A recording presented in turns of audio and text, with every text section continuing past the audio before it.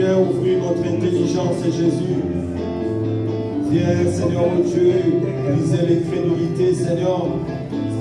Viens enlever le voile, Seigneur oh Dieu, sur nos visages, afin que nous voyions distinctement les choses, afin que nous comprenions, Seigneur. Nous saisissions réellement ta pensée, Seigneur. Viens, Seigneur oh Dieu, parler, Seigneur mon roi, pour le salut de mon âme. Viens, Seigneur oh Dieu, offrir l'intelligence, afin que nous saisissions, Seigneur oh Dieu, ce que toi tu as prévu cet après-midi, Seigneur. Et ton nom soit élevé, Seigneur. Renverse, Seigneur oh Dieu, tout ce qui n'est pas de toi. Élève ton nom, Seigneur oh Dieu, au milieu de nous, Jésus. Et nous t'honorions, Seigneur. Et que nous te glorifions, Seigneur, en toutes choses. Car il n'y a que toi qui es le Dieu véritable. Dans le nom puissant de Jésus-Christ.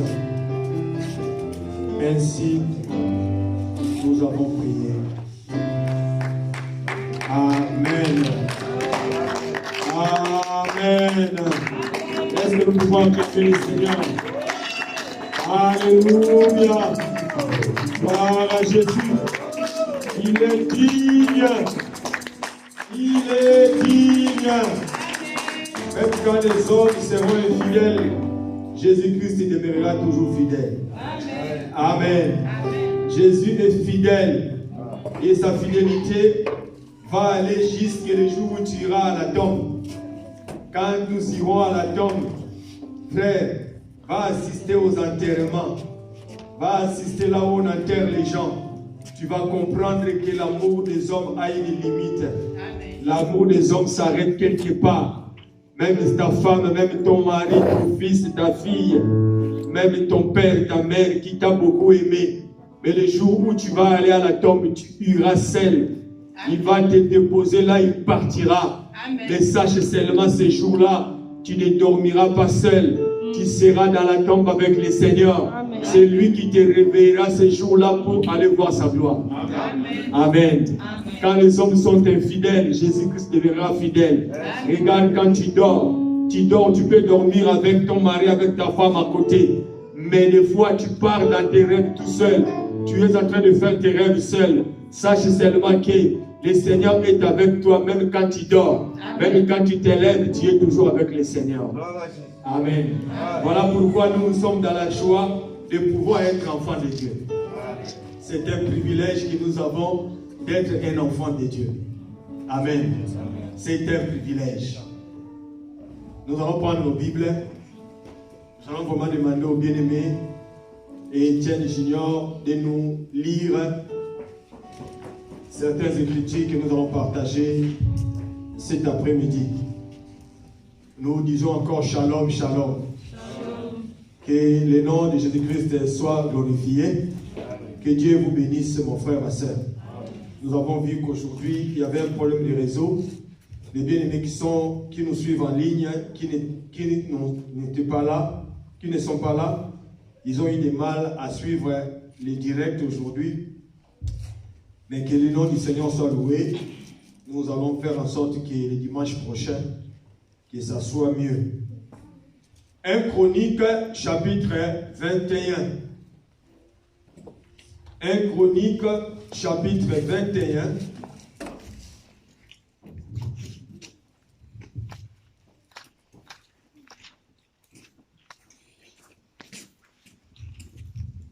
À partir du verset 18 jusqu'au verset 27. 1 Chronique, chapitre 21, du 18e au 27e verset. Nous lisons par la grâce du Seigneur. Amen. L'ange de l'Éternel dit à Gad de parler à David, afin qu'il montât pour élever un autel à l'Éternel dans l'aire d'Ornan, le Jébusien. David monta, selon la parole que Gad avait prononcée au nom de l'Éternel. Ornan se retourna et vit l'ange, et ses 4 fils se cachèrent avec lui.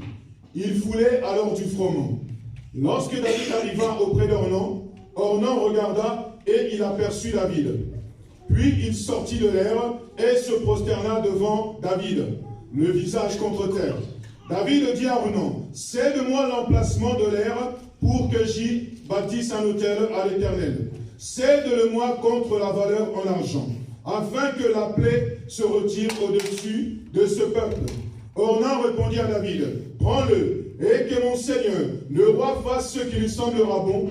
Vois, je donne le bœuf pour holocauste, les chars pour le bois, et le froment pour l'offrande. Je donne tout cela. Mais le roi David dit à Ornan, non, je veux acheter contre sa valeur en argent, car je ne présenterai point à l'Éternel ce qui est à toi, et je n'offrirai point un holocauste qui ne me coûte rien. Et David donna à Ornan 600 cycles d'or pour l'emplacement.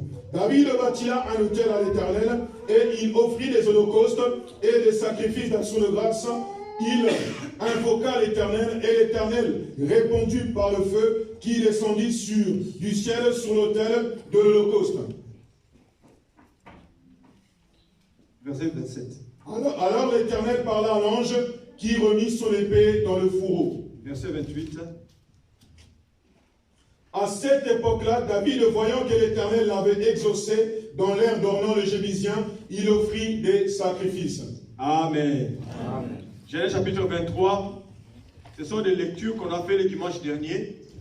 On va encore relire cela. Genèse chapitre 23.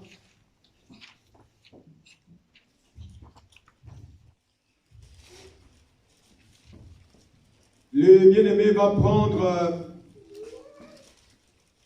du verset 6 jusqu'au verset 12. Jusqu'au verset 13. Du verset 6 au verset 13. Nous lisons par la grâce du Seigneur. Amen. Écoute-nous, mon Seigneur. Tu es un prince des dieux au milieu de nous. Enterre ton mort dans celui de nos sépulcres que tu choisiras. Aucun de nous ne te refusera son sépulcre pour enterrer ton mort.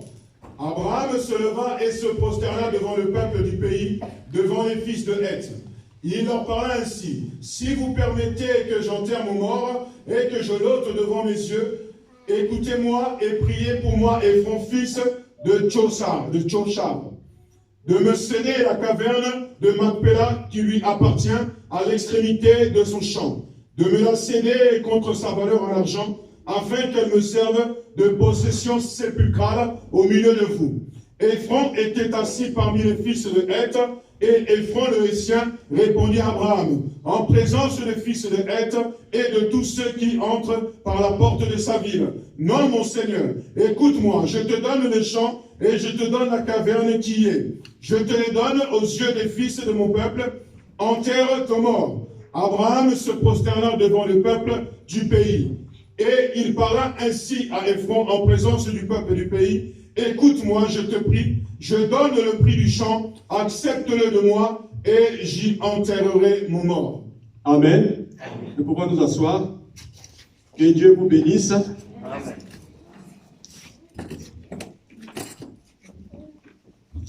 Nous sommes en train de parler avec l'Église d'enseigner sur les données. Le Seigneur est en train de nous enseigner sur les données. Nous vous avions dit que c'est un enseignement qui est vaste, que nous n'aurons pas le temps, la possibilité de prendre toutes les brèches de cet enseignement. Par la grâce de Dieu, nous touchons seulement les essentiels, les points de base de cet enseignement. Mais il y a certains détails que vous connaissez déjà. Quand nous arriverons à parler, quand il sera le temps de parler de ces détails-là, nous irons peut-être vite pour ne pas vraiment traîner dessus parce que ce sont des choses que vous connaissez. S'il y a des choses que vous avez déjà été enseignées, on va juste faire des petits rappels. Mais il y a certains éléments que nous voulons vraiment marteler, nous voulons vraiment insister sur cela, parce que si ces choses-là ne sont pas comprises en nous, c'est toute une vie que nous allons mener autrement. Parce que vous devez savoir que une personne, quand il évolue dans un milieu, il a une culture. La culture d'une personne c'est la valeur des choses qu'il apprend dans son environnement, dans son milieu. C'est pourquoi vous allez voir que nous, en tant qu'Africains, nous sommes nés en Afrique, nous avons grandi en Afrique, nous avons aussi nos cultures africaines, nous avons aussi nos manières africaines. Tu peux aller dans n'importe quel pays, comme là actuellement nous ne sommes pas en Afrique, mais nous avons quand même certaines de nos cultures et nos valeurs que nous gardons. Amen. Nous ne sommes plus avec nos parents qui nous ont mis au monde, mais là où nous sommes, nous gardons quand même les valeurs que nous avons reçues dans nos cultures. Et la parole de Dieu que nous sommes en train d'écouter, c'est aussi un pays. L'évangile, c'est aussi des villes et des quartiers, c'est aussi toute une vie. Et quand tu es un enfant de Dieu, la Bible appelle la vie chrétienne, marcher dans la vie chrétienne, c'est naître de nouveau. C'est-à-dire que commencer une nouveauté de vie. Et quand tu commences une nouveauté de vie, tu dois aussi avoir une manière dont les gens du pays marchent. Tu vas encore remarquer que les gens du pays, dans la Bible, dans l'Évangile, ce sont ceux-là qui nous ont précédés, qui ont marché avant nous. Comment est-ce qu'eux, ils ont marché? Nous avons toujours l'obligation de jeter les regards derrière pour savoir comment est-ce qu'eux, ils ont marché. Amen. Le dimanche, on nous a posé la question, c'est une parenthèse. Pourquoi Jean, lorsque Jean, il a entendu la voix, la Bible dit que la voix que Jean entendait cette voix par derrière. Jean devait retourner pour voir la voix qui était en train de lui parler. Et vous allez voir que c'est curieux parce que ce même mouvement, Moïse aussi l'avait vécu. Moïse aussi, lorsque Dieu a parlé à Moïse dans les buissons, Moïse devait se détourner pour aller voir dans les buissons. Mais Moïse a observé une chose, Jean aussi a observé la même chose, mais différemment. Mais nous ne voulons pas entrer là parce que c'est tout un enseignement, si Dieu nous fait grâce, on en parlera. Moïse a vu le buisson qui était en train de s'allumer, qui était en feu, mais le buisson ne s'allumait pas, ne se consumait pas. Amen. Le buisson était en train de s'allumer dans le feu, mais le buisson ne se consume pas. Et une voix est sortie au milieu du buisson pour parler à Moïse. Jean, quand il tourne, il voit aussi la même chose. Mais Jean voit maintenant les chandeliers, et au milieu du chandelier, il y avait les fils de l'homme, la voix qui parlait. Amen.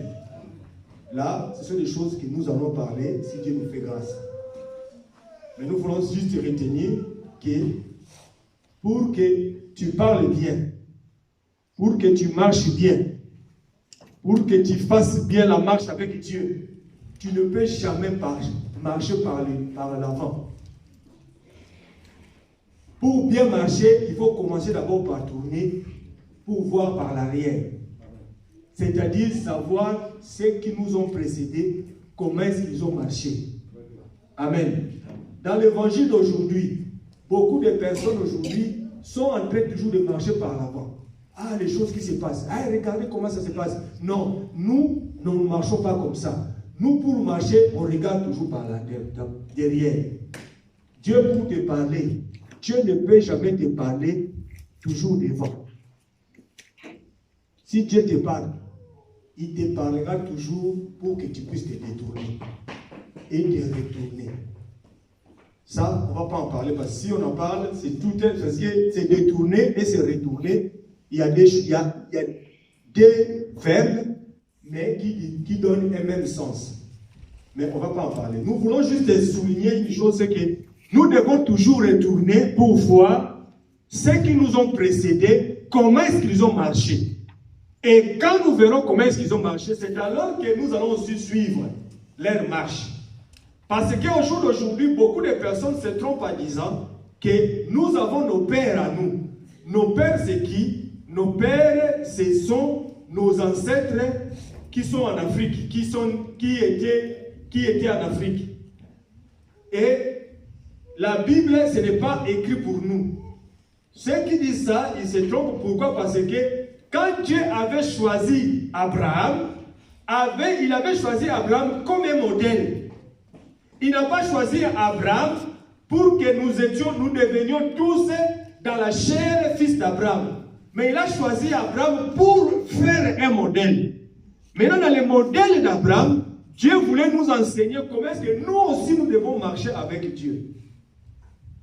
Nous avions parlé le dimanche dernier sur l'esprit de la gratuité. L'esprit de la gratuité ou la facilité. Beaucoup de personnes tombent dans ces pièges-là. Le bien-aimé a envoyé une écriture le dimanche dernier sur Actes des Apôtres. L'écriture déclare qu'il y a plus de bonheur à donner qu'à recevoir. Amen. Vous allez remarquer que beaucoup de personnes aiment qu'on leur donne. Ils trouvent toujours la joie qu'on leur donne. Mais jamais eux, ils te donnent la peine de donner. Toujours qu'on leur donne. Et la Bible dit que c'est lui qui aime qu'on lui donne toujours. C'est un malheureux. Parce que la Bible dit qu'il y a plus de bonheur à donner qu'à recevoir. C'est pourquoi la joie et le bonheur est en Dieu. Parce que notre Dieu nous a montré le modèle. C'est que lui, pour que lui nous montre le modèle du bonheur, lui-même il a commencé par donner. Notre Dieu, il a toujours donné. Il a donné tout pour nous. Dieu nous a tout donné, bien-aimés. Amen. Dieu nous a tout donné. La chose la plus excellente que Dieu nous a donnée, c'est d'abord que nous soyons devenus, que nous ayons la vie de Dieu, l'héritage de la vie éternelle. Mais Dieu nous a donné aussi la vie. La vie, c'est un don excellent. C'est un don excellent. Quand tu as la vie, tu es riche. Amen. Ceux qui sont morts, nous, quand on grandissait, on les appelait les pauvres. Et la Bible aussi les appelle les pauvres. Quand l'homme part, la richesse de l'homme, c'est le souffle de vie. Amen. Tu peux avoir des maisons, tu peux avoir des voitures, tu peux avoir des trésors, mais lorsque tu partiras, tu n'amèneras pas ça. Amen. Job a dit que nous sommes venus nus sur la terre, c'est-à-dire que nous sommes venus avec rien, nous rentrerons aussi avec rien. Même si tu fais une erreur de prendre l'or, l'argent, les richesses, mettre dans le cercueil d'une personne, sache qu'il ne va pas l'emporter. Tu retourneras, tu trouveras le cercueil, l'or toujours là-bas. Peut-être que ça sera une richesse pour les autres qui viendront peut-être le trouver. Nous avions dit avec vous que ceux qui nous ont précédés, ils ont marché toujours avec, parce qu'aujourd'hui nous voulons parler sur le plan doctrinal. Le dimanche dernier, on a beaucoup parlé sur le plan prophétique. Nous avons expliqué que Adam était l'homme qui devrait travailler la terre afin de manger les fruits de la terre. Nous avons expliqué manger, c'est sauver. Et le véritable Adam, le Seigneur Jésus-Christ, est venu nous sauver en se sacrifiant, en donnant la sueur de son front. C'est-à-dire que le sang qui devrait couler. C'est pourquoi vous avez vu que Jésus, quand il devait aller monter sur la croix, il va prier. La Bible dit que la sueur de Jésus se transforma en grumeau de sang. Amen. Cela s'est fait pour vous montrer que ce que Dieu a dit à Adam s'accomplit. Adam, pour manger les fruits de la terre, Adam devait avoir la sueur de son front. Or, Jésus, comme le véritable Adam, quand il vient, il explique. La sueur de son front, là, c'était le sang. Donc, Adam devait se sacrifier pour manger les fruits. Donc, Jésus, pour nous sauver, il devait se sacrifier. Maintenant, aujourd'hui, nous qui avons Jésus, la vie pratique de cela. Abraham, il voit sa femme mourir. Abraham aimait beaucoup sa femme. Quand sa femme est morte, Abraham veut enterrer sa femme. Abraham, comme tout enfant de Dieu, Abraham va aussi appliquer ce que la Bible lui demande. C'est-à-dire que ce que la parole de Dieu ou la pensée de Dieu lui demande. Abraham va aussi pourvoir les gens du pays. Qu'est-ce que je dois faire? Cédez-moi la terre pour pouvoir enterrer mon mort. Nous avons déjà expliqué cette terre-là, c'est l'héritage, tout ça. Ça, c'est le plan prophétique. Nous voulons parler sur le plan doctrinal, c'est-à-dire que sur la vie pratique, ce que tu as lu dans Genèse chapitre 23, dans 1 Chronique chapitre 21, pratiquement comme ça, pour moi, tu dois le vivre. C'est ce que nous voulons parler. Tu vas remarquer qu'Abraham, on lui présente, on lui dit que nous savons que tu es le prince de Dieu. Abraham était le prince de Dieu. Nous voulons que tu prennes la terre, toute n'importe quelle terre que tu le prennes. Abraham, quand on lui a dit que tu es le prince de Dieu, Abraham, il est tombé, il s'est prosterné. Il dit que cédez-moi cette terre, mais cédez-le-moi pour que je puisse enterrer mon mort. Ils ont dit que nous voulons que tu prennes la terre sans payer l'argent. Prends ça gratuitement. Abraham tombe encore, se prosterne encore pour la deuxième fois. Nous vous avions déjà expliqué ces deux mouvements. C'est Jésus qui est venu, il s'est prosterné, c'est-à-dire qu'il s'est humilié, il est devenu comme un homme. Mais la deuxième humiliation de Jésus, c'est la montée sur la croix. Quand il monte sur la croix, il s'est humilié. La Bible dit que même à la mort de la croix, c'est une double humiliation de Jésus. Mais nous, en tant qu'enfants de Dieu aujourd'hui, nous devons savoir donner, c'est s'humilier. Celui qui aime la facilité, c'est celui qui est orgueilleux. Je répète. Donner, c'est s'humilier. C'est sacrifier, c'est s'humilier. Celui qui n'aime pas les sacrifices, c'est un orgueilleux. La Bible dit ceci. Jésus-Christ était Dieu, n'a point regardé sa divinité comme une proie à arracher d'être égal à Dieu, mais il a fait quoi? Il s'est dit, il s'est humilié. Pourquoi il s'est humilié? C'est pour nous sauver. Pour donner sa vie, Jésus devait s'humilier. Frère, je vous dis, si Jésus était descendu dans sa gloire sur la terre, frère, personne ne pouvait le toucher. Amen. Amen. Amen. La question, la preuve, c'est que quand ils vont venir arrêter Jésus, il leur pose la question, qui venez vous chercher? Là, c'était encore le Père. Quand il a dit seulement, c'est moi, ils ont vu Jésus, ils sont tous tombés. Amen. Amen. Le Dieu Tout-Puissant qui était capable d'ouvrir la terre, et d'avaler Corée d'Atan Abiram, qui était capable de pouvoir déchirer la mer pour faire passer Israël. Amen. Maintenant, devant les hommes comme ça, il se livre lui-même. Pour se livrer, il doit s'humilier. Donc, ça dit que pour sauver, pour donner, il faut commencer par s'humilier. Celui qui ne se sacrifie pas, celui qui ne sait pas, qui aime la facilité, c'est un orgueilleux. Regardons encore. Jésus vient sur la terre. Il va prier, il veut commencer le ministère, il veut commencer le travail.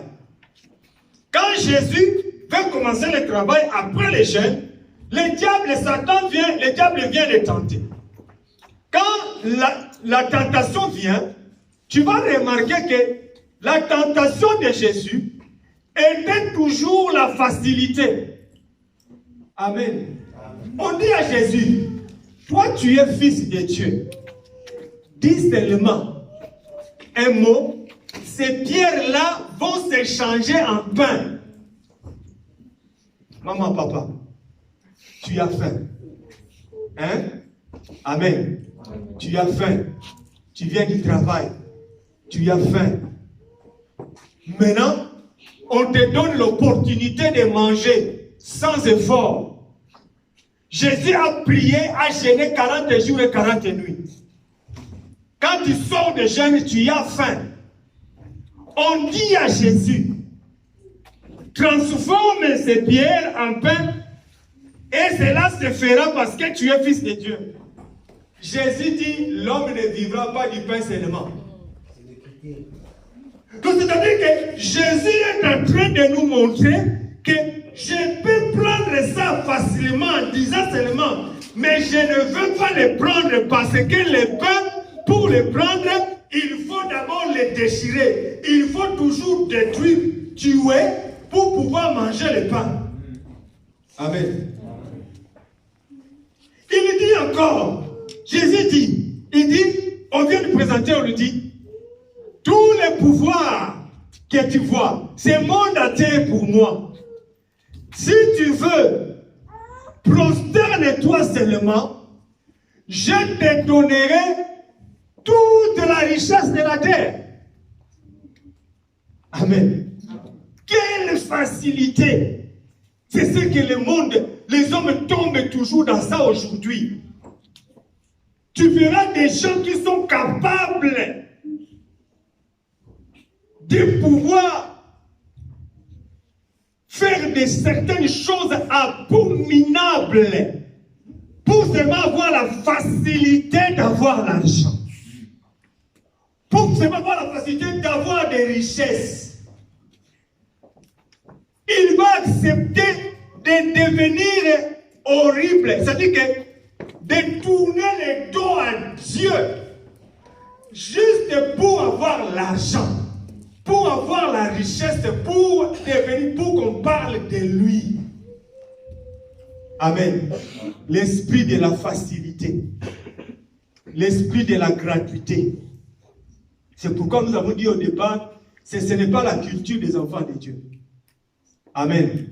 Surtout chez moi au pays, j'apprends que les jeunes qui sortent de l'université, même chez nous, j'ai mon grand frère qui a fini à l'université et tout ça, il dit que pour que tu trouves du travail, on te demande seulement à entrer dans les loges. Si tu deviens occultiste, directement tu as du travail. L'esprit de la facilité. Maintenant, quand moi j'aurai du travail, quand je roulerai dans de belles voitures, quand j'aurai de belles maisons, est-ce que je peux aussi avec cet argent acheter la mort? Non. Donc ça veut dire que je peux tout prendre, mais je vais mourir un jour.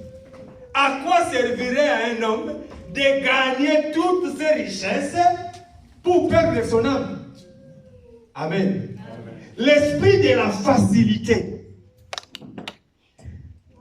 Quand le diable vient tenter Jésus, Jésus montre que nous ne pouvons pas, parce que ce que Jésus montrait, Jésus lui-même, il a dit dans Jean chapitre 14 que je suis le chemin, la vérité et la vie. Amen. Donc Jésus étant le chemin, cela veut dire que ce que Jésus faisait, c'est pour nous montrer la voie. C'est pour nous apprendre comment est-ce que nous devons marcher. Nous aussi, quand on viendra comme enfant de Dieu, un enfant de Dieu, si tu es un enfant de Dieu, ne cherche pas la facilité. Amen. Si tu vas toujours au travail, toujours toi on te donne. Hein, tu vas au café, les matins tu vas au café, toujours ton collègue, c'est le collègue qui achète. Toi tu es content. Chaque matin, frère, moi, nous avons vécu. Vous savez que, hein, excusez-moi, nous sommes tous africains. Vous savez que nous les Africains, nous avons cette culture-là. Nous aimons toujours la facilité. C'est pourquoi vous voyez que même les pays africains ne développent pas. Parce qu'ils ont des richesses, ils ont tout, mais ils attendent les dons. Ils préfèrent avoir des dons que de pouvoir travailler les richesses pour devenir eux-mêmes forts. Ils disent, nous, les gens vont venir et dire, non, nous allons vous aider, nous allons vous donner. Vous nous donnez combien? Nous vous donnons 100 millions comme don. Or, ils ont la capacité d'avoir 100 milliards s'ils travaillent. Mais ils préfèrent avoir des dons qu'ils travailler. C'est l'orgueil. C'est l'orgueil. C'est pourquoi vous voyez que quand ces gens-là viennent chez vous, ils ne s'habillent pas comme vous. Ils viennent et ils vont être comme ça. Frère, les riches, surtout ici dans ce pays-là, dans ce monde où nous sommes là, vois les riches, les vrais riches. Tu les vois comme ça, tu peux lui dire non. Mais ici, mais c'est lui les riches. Mais chez nous en Afrique, quand tu as seulement quelques petits 10 000 euros dans les poches, tu commences à prendre des choses, tu t'habilles comme... C'est ça, l'esprit de la facilité. Amen. Et c'est cet esprit-là qui doit quitter un enfant de Dieu. Amen. Un enfant de Dieu doit quitter dans l'esprit de la facilité. La gratuité. C'est pourquoi vous allez voir que beaucoup de personnes qui aujourd'hui sont en train de pouvoir parler d'eux dans nos pays, souvent ce sont des gens qui vont chercher la facilité. Même ici, dans ce pays où nous sommes. Tous ces hommes, vous aimez souvent vous habiller. Beaucoup de personnes qui vous font de beaux habits, de belles marques de vêtements. Ils sont tous des gens qui se sont prosternés devant les diables. Amen. Amen.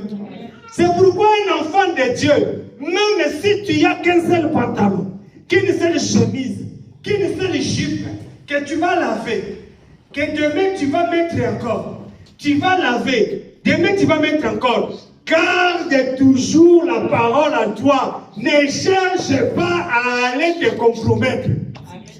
Amen. Amen. Oh non, moi vraiment, ce garçon-là me propose. Et qu'ici, vraiment, je vais avec lui. Il va me donner ça. Ne vends pas ce qu'il y a de précieux en toi pour seulement prendre, frère, surtout chez nous au pays. Beaucoup aiment la facilité. Or, je vous dis, frère, que notre Dieu, il est celui qui connaît chacun d'entre nous. Amen. Quel que soit dans le coin où tu es, si Dieu est avec toi, Dieu, il accomplira toujours ses promesses dans ta vie. Amen. Dieu accomplira toutes ses promesses dans ta vie. Regardez ce qui s'est passé.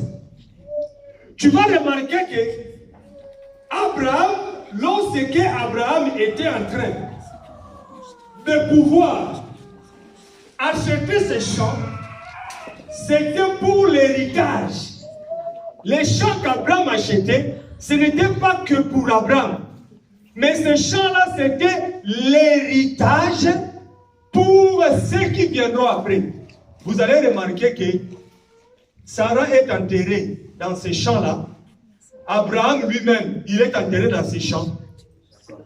Jacob, il est enterré dans ces champs. Isaac est enterré là. C'est-à-dire qu'ils ont tous été enterrés dans ces champs-là. C'est un champ qui a été comme héritage. Parce que le champ de Macpéla, c'est aussi l'espérance de la résurrection. Vous ne pouvez pas être enterré ailleurs parce que les ossements auront la vie. Ça, c'est des choses que nous n'allons pas vraiment beaucoup développer. Nous sommes allés encore voir un autre.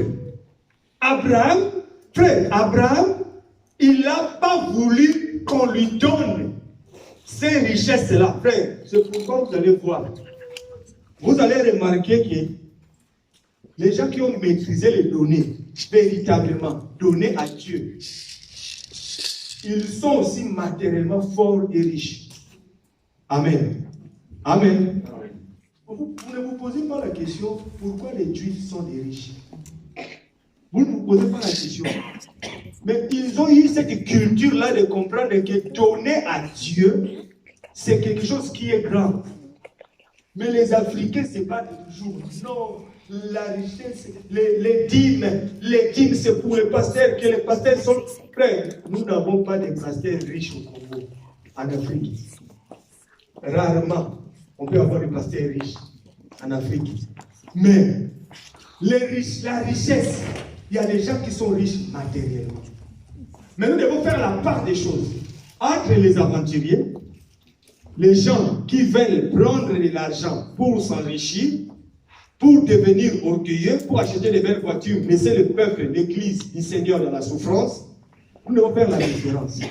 Amen. Amen. Parce que nous devons savoir que l'église du Seigneur doit avoir les trésors. La maison du trésor dans l'église ne doit manquer de rien. Dans l'église du Seigneur, on ne peut pas manquer. Vous savez, sœurs, alléluia nos sœurs, nos frères, alléluia. Amen. Tu peux quitter ta maison. Tu n'as pas la provision. Il n'y a plus à manger à la maison. Tu as le droit de venir le dimanche à l'église. Après l'équipe, tu vois le pasteur. Pasteur, nous n'avons pas à manger. Et ce n'est pas une honte. Amen. Amen. Donc l'église doit avoir l'argent, doit avoir la richesse, en sorte que quand tu viendras, tu n'as pas à manger.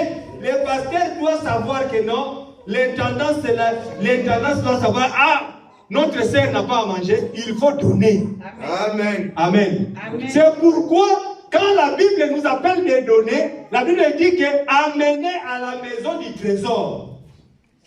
C'est ce que l'Église a fait aussi au jour de la Pentecôte. Quand ils avaient reçu le Saint-Esprit, ils ont aussi ramené toutes leurs richesses.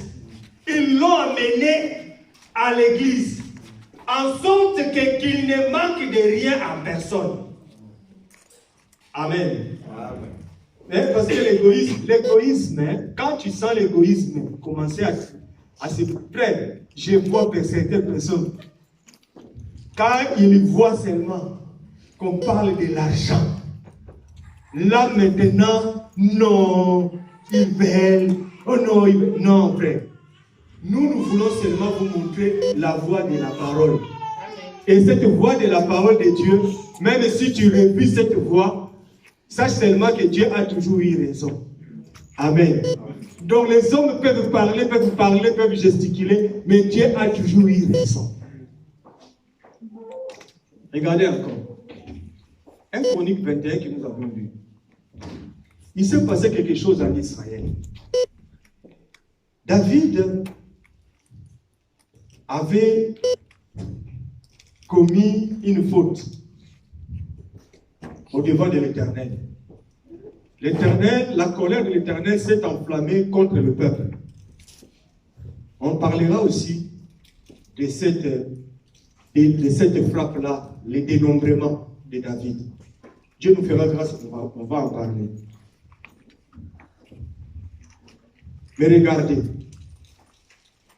Dieu s'est mis en colère, Dieu a commencé à frapper de la peste tout le peuple d'Égypte. Maintenant, frère, ce même Dieu, j'aime beaucoup ce que David a dit ici. 1 Chronique 21.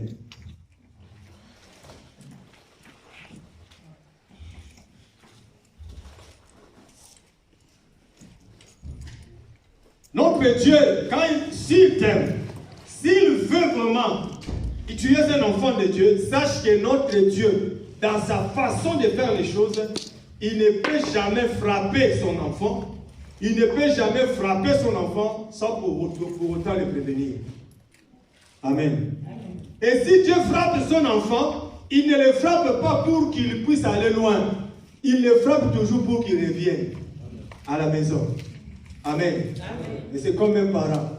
Un parent, même s'il tape son enfant,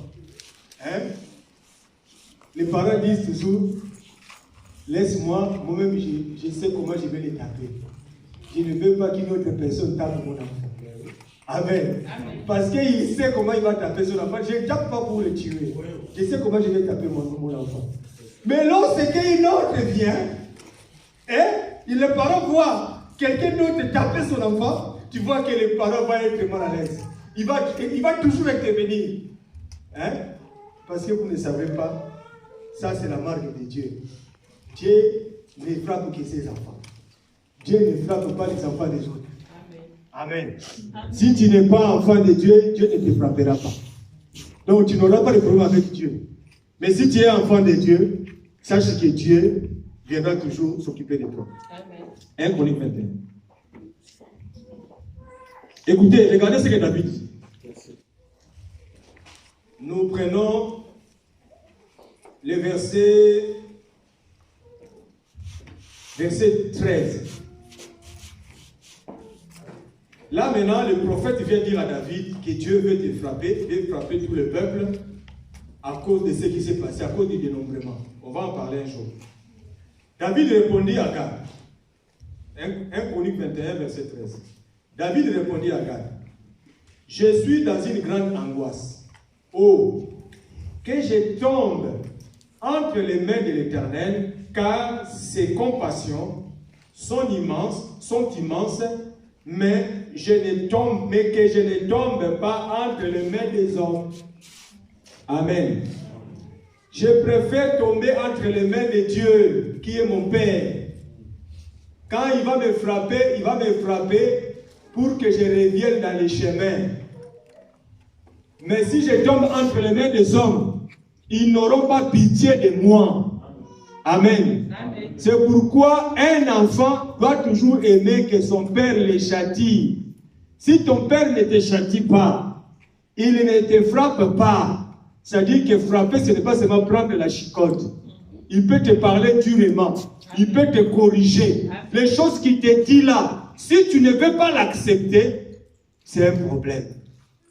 Un enfant doit toujours aimer les châtiments de son père. Parce que la Bible dit que Dieu aime, Dieu châtie bien ce qu'il aime bien. Maintenant, prenons maintenant l'écriture que David est en train, qu'on a lu aujourd'hui. Dans le verset 18, toujours 1 Chronique 21.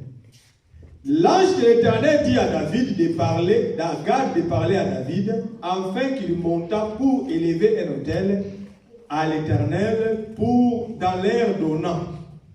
Frère, c'est Dieu qui a frappé David.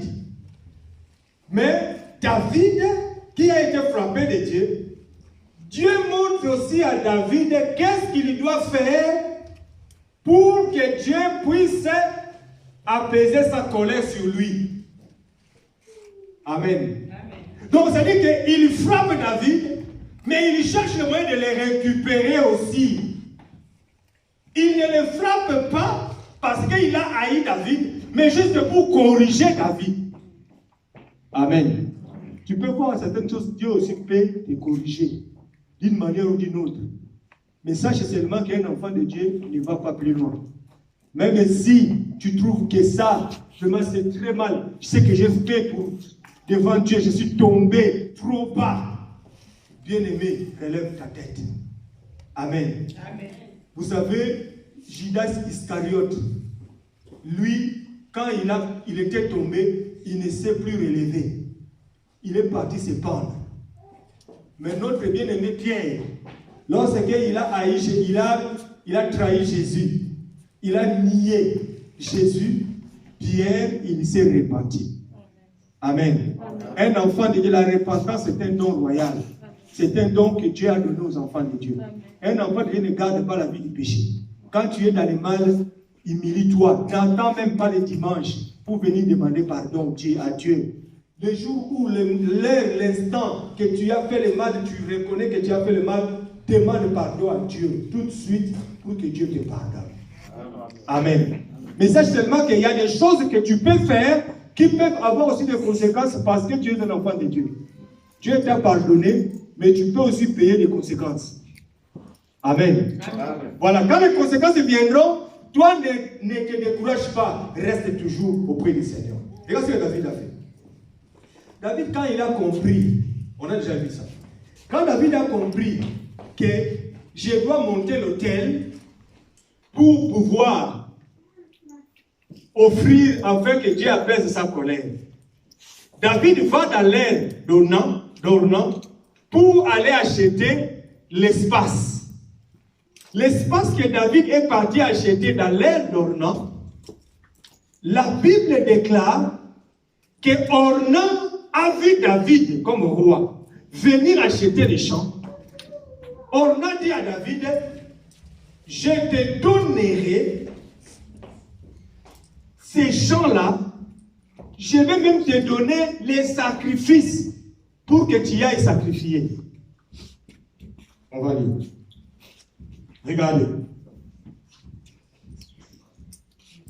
Lorsque David arriva auprès d'Ornan, Ornan regarda et il aperçut David, puis il sortit de l'air et se prosterna devant David, le visage contre terre.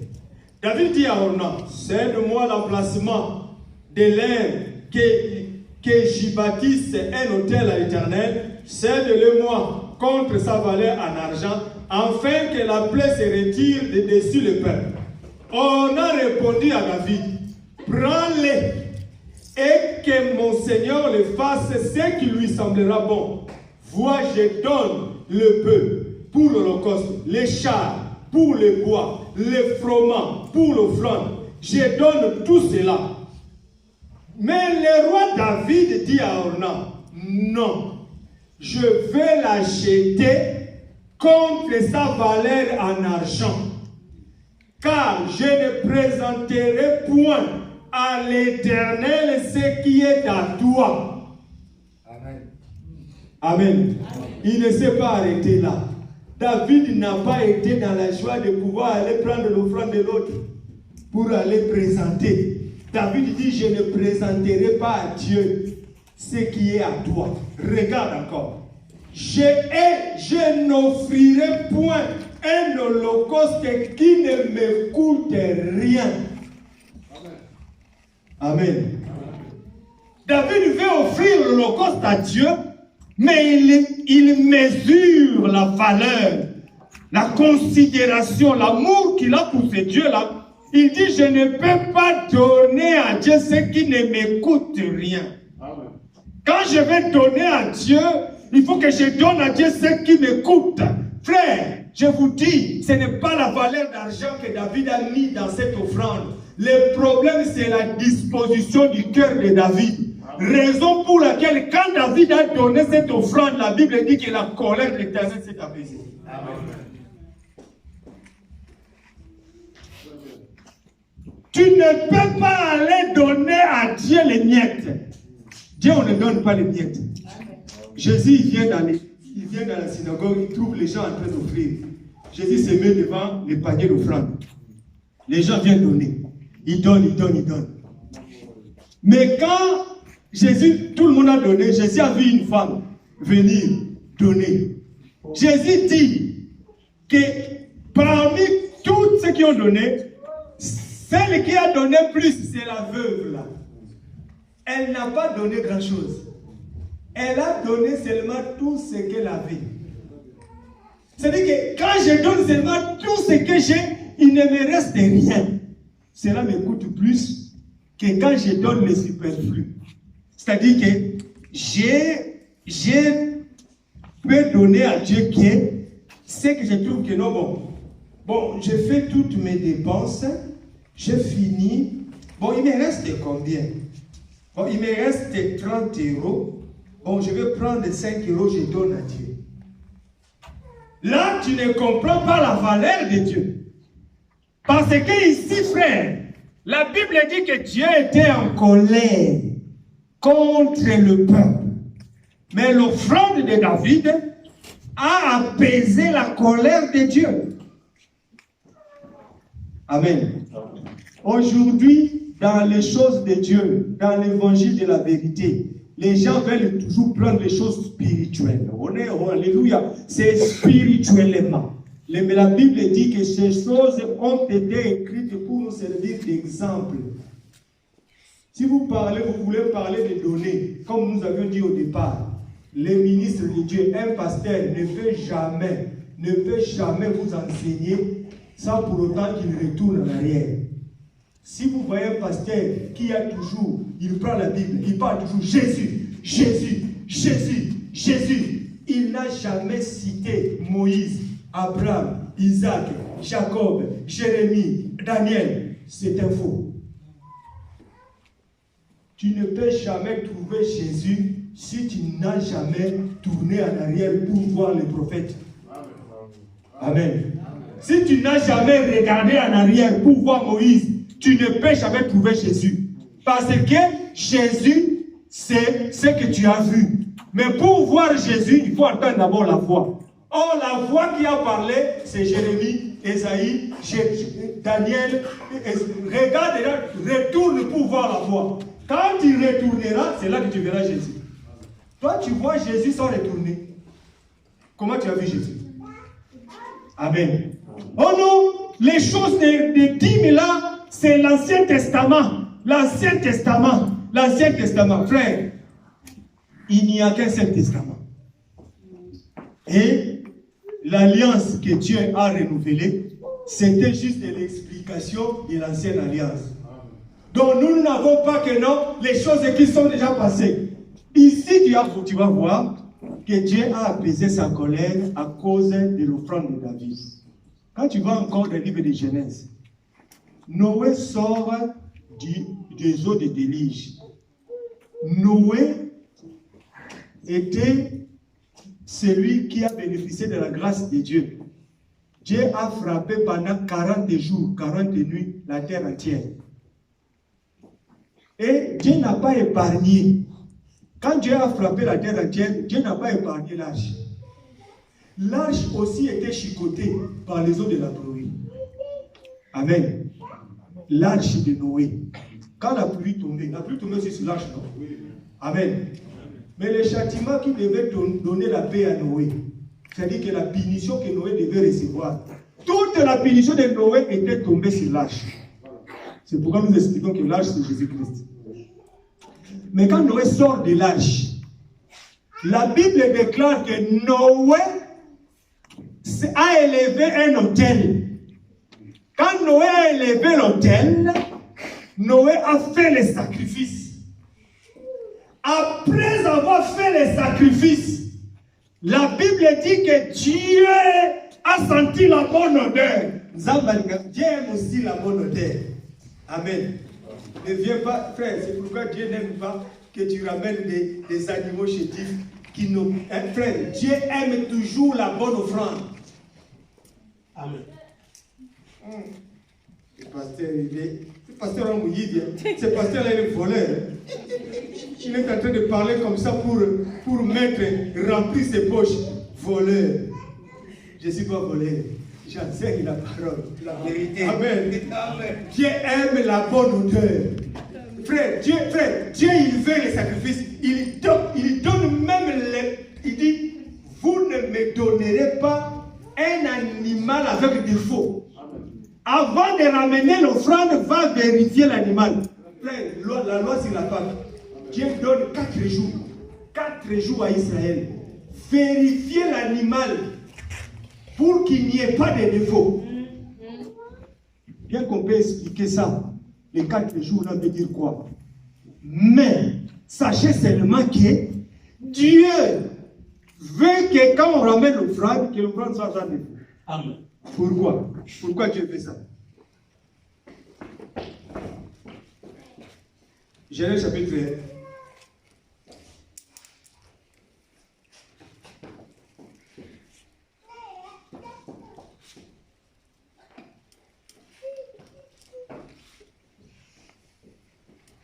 Chapitre 9.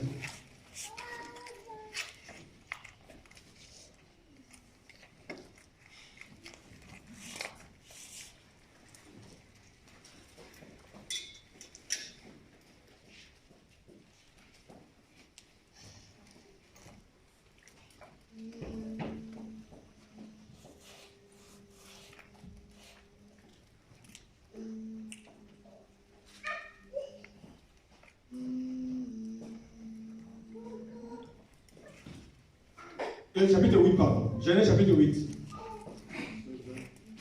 Nous commençons au verset 20. Merci frère. Nous lisons au nom de Jésus-Christ. Noé bâtit un autel à l'Éternel. Il prit de toutes les bêtes pures et de tous les animaux purs. Et il offrit des holocaustes sur l'autel. Frère, la Bible ne souligne pas les choses pour souligner. La Bible donne la précision. Les animaux purs. C'est-à-dire que tu regardes l'animal, tu ne vois pas les défauts. Les oiseaux purs. Tu regardes l'oiseau, tu ne vois pas les défauts. Verset 21. L'Éternel sentit une odeur agréable. C'est pourquoi nous disons, ce n'est pas la quantité de l'offrande que tu donnes qui compte à Dieu. Amen. Ce n'est pas parce que tu ramènes 1000 euros chaque mois à l'église que c'est toi qui es. Eh frère, nous ne ferons jamais de prières. Alléluia. Les frères qui ont 1000 euros, levez-vous. Il y a une prière spéciale pour les frères de 1000 euros. Les frères de 500 euros, levez-vous. Il y a une prière de 500 euros. Non. Les frères qui donnent 1000 euros, peut-être qu'il a 150 000. Mais le frère qui a donné 100 euros, peut-être c'est le dernier. C'est le reste qu'il a. Qui a donné plus? Toi, tu viens, tu penses que quand quelqu'un donne 1000 euros, c'est celui qui a donné plus. Nous ne ferons jamais ces prières-là. Amen. Amen. Amen. Regarde, la Bible dit ceci.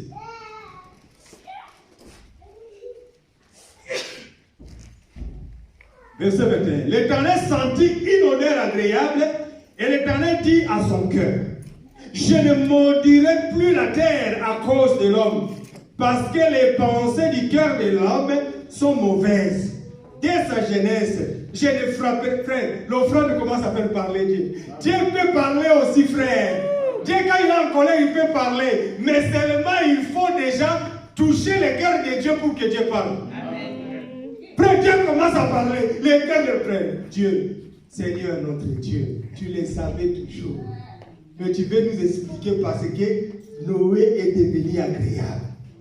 Amen. C'est l'offrande de Noé qui a fait parler Dieu. Et regarde. Je ne frapperai plus tout ce qui est vivant comme je l'ai fait. Tant que la terre subsistera, les semailles et la moisson, le froid et la chaleur, l'été et l'hiver, les jours et la nuit ne cesseront point. Amen. Frère, Dieu est en train de décider. Frère, quand Dieu dit comme ça, c'est comme le roi qui est en train de signer des ordonnances et il met les cachets. Amen. Tant que la terre subsistera, les semailles et la moisson, le froid et l'hiver, l'été et l'hiver, les jours et la nuit ne cesseront point. C'est pourquoi nous disons toujours à ceux-là qui mangent, quelqu'un qui a travaillé, tu ne veux pas lui donner son argent, tu manges son argent, tu manges, tu contredis, tu t'opposes à la loi de la semaille et de la moisson. Amen. Amen. Tu t'opposes à la loi de la semaille et de la moisson. Si un homme sème, il doit faire quoi? Il doit moissonner. Tu ne peux jamais arrêter la moisson. Parce que c'est ce que Dieu a dit. Et Dieu a parlé. Et tu vas voir que quand tu liras cette écriture, tu verras que Dieu a fait maintenant les signes de l'alliance. Les signes de l'alliance, Dieu a manifesté l'arc-en-ciel. L'arc-en-ciel, c'était le signe de la colère de Dieu. Dieu dit maintenant, quand vous verrez seulement l'arc-en-ciel sortir, sache que j'arrêterai ma colère et je ne frapperai pas. Verset 13, chapitre 9, verset 13. J'ai placé mon arc dans la nuit et il servira de signe d'alliance entre moi et la terre. Quand j'aurai rassemblé les nuages au-dessus de la terre, l'arc paraîtra dans la nuit et je me souviendrai de mon alliance. Ah, l'arc là c'est qui? L'arc c'est qui? Dieu est en colère. Il veut frapper la terre. La nuée déjà est remplie d'eau. Dieu veut frapper la terre. Mais l'arc se présente. Dieu s'arrête. L'arc c'est qui? C'est Jésus. Amen. C'est lui l'intercesseur. Lorsque Dieu est en colère, l'intercesseur se présente. L'arc-en-ciel, c'est l'intercesseur. Quand tu vois l'arc-en-ciel sortir comme ça, il a intercédé pour que Dieu ne frappe pas par la pluie. Amen. C'est pourquoi nous disons que l'offrande de Noé a arrêté la colère de Dieu. Et il y a plusieurs exemples dans la Bible où Dieu a arrêté sa colère parce que quelqu'un est venu, il est venu avec l'offrande. L'esprit de la facilité, de la gratuité. Nous ne vous disons pas que si tu as un problème, la condition pour prier pour toi, il faut que tu donnes l'offrande. nous ne le disons pas. Mais nous disons seulement que pour donner, il faut avoir la révélation. Amen. Jésus était, pour finir, Jésus était dans une maison. Marc chapitre 14. Jésus était dans une maison. Il a été reçu par Simon le Corroyeur. Tout le monde qui était là, personne ne s'occupait de Jésus. Mais il est arrivé à un moment donné, une femme pécheresse. Cette femme-là avait un parfum de grand prix. Quand il trouve, frère, des parfums plus chers, les parfums de grand prix, cherchez maintenant les parfums qui sont plus chers. Il prend les parfums. Il vient avec les parfums. Il met sur la tête de Jésus. Et les parfums tombent sur tout le corps de Jésus. Et il commence à essuyer les pieds de Jésus avec ses cheveux. Amen. Parce que toutes ces choses-là ont un sens. Nous pouvons aller encore pour savoir pourquoi les parfums devaient tomber par la tête. Il est doux et agréable aux frères de demeurer ensemble. Quand les frères demeurent ensemble, l'huile ne tombe pas sur les pieds. L'huile commence toujours par la tête. Amen. Si vous êtes dans l'église et que vos pasteurs, vos ministres qui vous enseignent la parole, lorsque l'offrande vient, il faut qu'ils arrivent à manger. Quand ils mangeront, et ça descendra aussi sur tout le corps. Ça, vous n'aimez pas. Vous devez savoir que lorsque on ramène l'offrande, les parfums là, lorsqu'on l'a ramené, la Bible dit les parfums tombaient sur la tête. Mais quand la femme faisait ces gestes-là, la femme était en train de prophétiser. Elle prophétisait la mort et la résurrection de Jésus. Mais nous prenons ces parfums-là comme une offrande. Jésus dit à tous ceux qui étaient là, vous étiez tous là. Personne d'entre vous n'a pensé à moi. Mais cette femme a posé un acte. L'acte qu'elle a posé, la femme-là est venue embaumer mon corps. Parce que le corps de Jésus ne devait pas sentir l'odeur. Quand le corps commence à sentir l'odeur, ça s'appelle la corruption. Amen. Donc c'est pourquoi Jésus ne pouvait pas être décomposé. Pour que Jésus ne décompose pas, tu sentiras toujours la bonne odeur auprès de Jésus. La mort et la résurrection. Cette femme-là est en train d'annoncer que Jésus va ressusciter. C'est pourquoi elle est venue poser cet acte-là. Mais nous disons que l'autre frère, quand nous avons dit qu'il faut donner d'abord au pasteur, quand tu lis Actes des Apôtres chapitre 2, chapitre 4, tu verras que quand on ramenait l'offrande aux pieds des apôtres. Mais les apôtres, pour montrer qu'ils ne sont pas le ministre du ventre, ils ont dit, nous n'avons pas le temps de s'occuper de ça. Qu'ils s'élèvent au milieu de nous des frères qui ont les Saint-Esprit, frères. Même pour s'occuper de l'argent de l'église, il faut avoir les Saint-Esprit. On va encore enseigner ça. Si tu t'occupes de l'argent de l'église, tu crois que non, c'est facile de prendre de l'argent, tu comptes après, tu vas gérer l'argent de l'église. Non, même pour gérer l'argent de l'église, il faut avoir un bon témoignage. Là, vous allez regarder frère Emmanuel. Ah, donc on parle de Papa. Oui, on parle de Papa Emmanuel. On parle de l'évangile. L'évangile, on ne personnalise pas l'évangile. Quand nous parlons à tout le monde. Vous devez savoir que même ce qu'on donne à Dieu devient saint seulement parce qu'on a donné à Dieu. Mais quand on les donne d'abord parce que, frère, il faut que l'odeur, parce que le parfum c'est la bonne odeur, c'est le témoignage. Il faut que l'on témoigne aussi qu'on a pris soin du pasteur. L'église là sait prendre soin de leur pasteur. Et les pasteurs dont on prend soin, on doit savoir aussi s'ils viennent de Dieu. Si lorsqu'on prendra soin de lui, commence. Vous savez que moi tu n'es pas l'homme de Dieu. Tu ne viens pas de Dieu. Amen. Si le pasteur, il vient de Dieu, nous verrons la différence. S'il a 100 euros dans la poche et qu'il y a une sœur qui a besoin de 50, il faut qu'il prenne les 100 euros, qu'il donne les 50.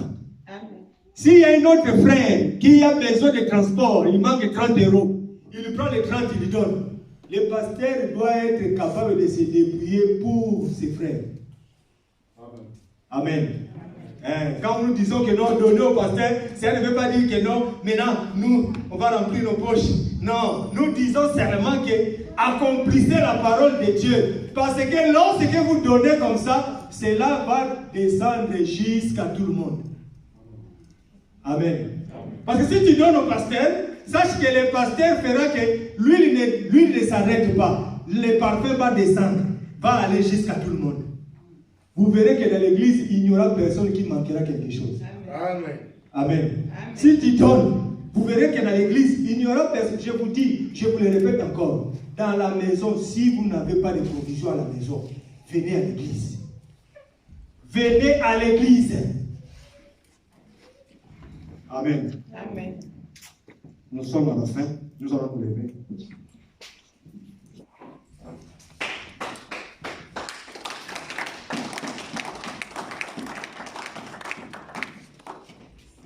J'ai vu une question qui a été posée, mais c'est trop tard. On ne pourra pas répondre à la question, mais par la grâce de Dieu. Parce que le frère a posé d'où vient l'offrande. Mais si tu comprends, la question a été posée, mais nous avons déjà répondu à la question parce que la Bible dit tout vient de Dieu. Donc l'offrande vient de Dieu et nous rendons à Dieu ce que Dieu nous a donné. Amen. Donc la question, l'offrande vient d'où? L'offrande vient de Dieu. Donc ce que moi j'ai, ça vient de Dieu. Si je viens donner à Dieu, je viens lui rendre seulement ce qu'il m'a donné. Me mangana likolo, me mangana likolo, kili mobimba mozali kodela, me mangana likolo, nizambe na nguya, me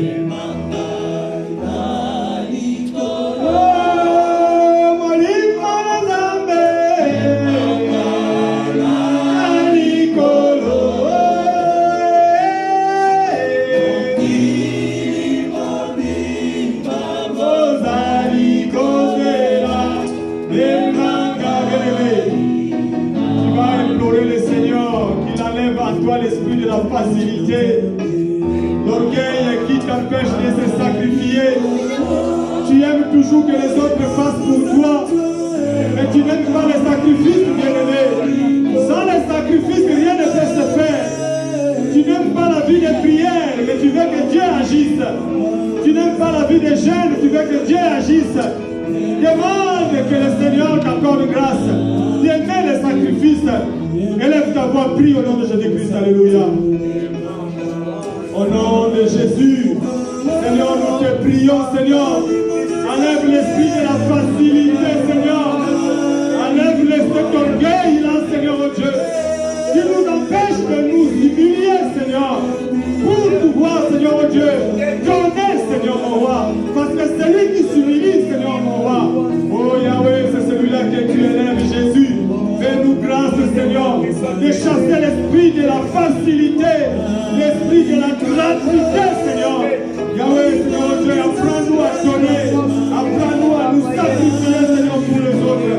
Pour, Seigneur, mon Dieu, l'avancement de ton œuvre. Jésus, baissez-la, Seigneur, baissez-la, Jésus. Fais en sorte que, Seigneur, nous puissions, Seigneur, mon Dieu, voir, Seigneur, mon Dieu, ta grâce se manifester, Jésus. Alléluia. Gloire au Seigneur. Nous allons prier encore pour que le Seigneur libère la vie de chacun d'entre nous. Ceux qui ont des dettes, ceux qui ont des problèmes financiers, ceux qui se sont compliqués hier parce qu'ils n'ont pas obéi à ce que Dieu avait dit. Nous allons prier pour que le Seigneur visite chacun, qu'il ait sa miséricorde, que le Seigneur arrête sa colère sur ton frère et ta soeur.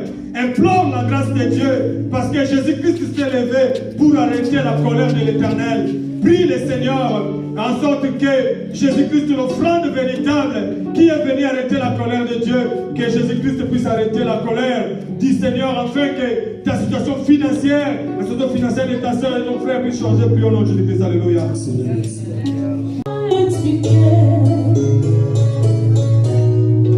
Et comment décrire un amour si grand, si puissant, que rien ne peut le contenir. Comment